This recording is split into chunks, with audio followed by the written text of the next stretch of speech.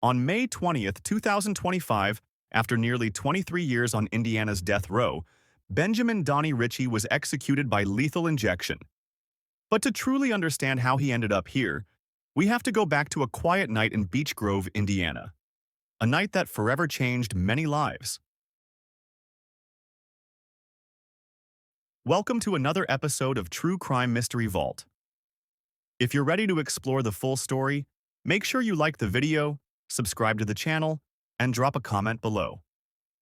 Because this is just the beginning. And trust me, you won't want to miss a second of what comes next.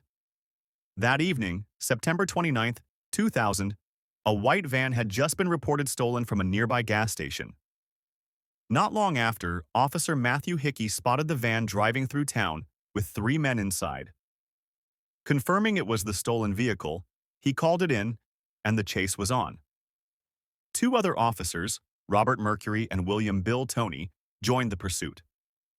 But the van didn't get far before crashing into the yard of a quiet neighborhood. The doors flew open and 2 of the men bolted.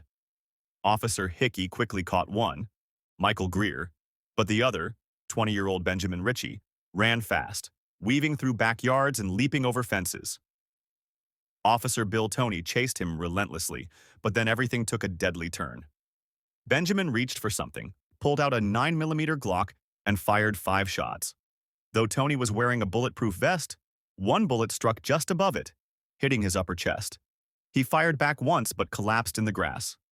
Officer William Toney died there, just 1 day before his 32nd birthday, leaving behind a wife and 2 young daughters. In the chaos that followed, Benjamin tossed aside the wig he'd been wearing and the gun, disappearing into the night. Somehow, he slipped past the perimeter and made it to a friend's house. What happened next was a massive manhunt. Over 100 officers, SWAT teams, and deputies sealed off roads and locked down neighborhoods, determined to find him.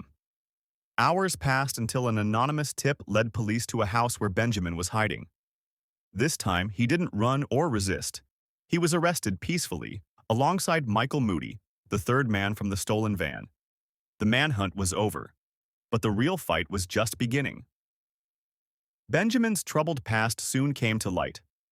Born May 30th, 1980, he never knew his father. His mother, Marion Martin, struggled with drugs and alcohol, even during pregnancy. By age 3, she had abandoned him twice. School was difficult. He acted out and eventually dropped out in 9th grade.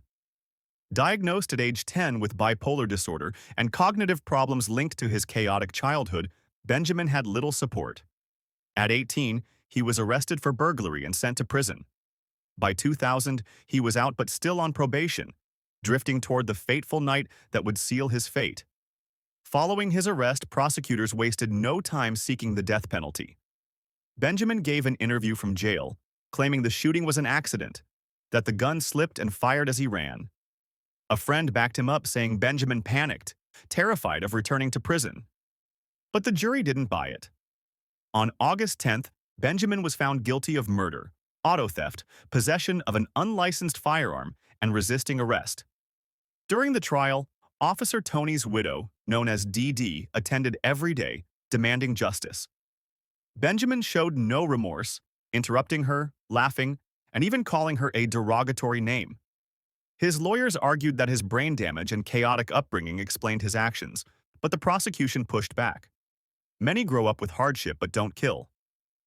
A chilling detail sealed the jury's decision. Benjamin had tattooed 37 on his neck, Officer Toney's unit number, as a grim trophy. After just 3 hours of deliberation, Benjamin was sentenced to death. He spent the next 23 years on Indiana's death row, filing appeals and seeking mercy. Far from the prison walls, a woman named Ivana in Sweden watched a documentary about death row inmates and felt drawn to Benjamin. Their correspondence grew into a rare love, with Ivana traveling to visit him multiple times. Indiana's death row is unique. Inmates can keep cats as pets to ease isolation, and Benjamin had one inside his cell. Despite pleas for clemency, his fate was sealed. On May 20th, 2025, Benjamin chose Olive Garden's tour of Italy for his last meal: chicken parmigiana, lasagna, and fettuccine alfredo. Just after midnight, the execution began. His final words were simple but heartfelt. "I love my family, my friends, and all the support I've gotten. I hope they all find peace." At 12:46 a.m., Benjamin Donnie Ritchie was pronounced dead. Benjamin's story is a stark reminder of how troubled pasts, split-second choices, and justice collide, leaving a trail of heartbreak and questions.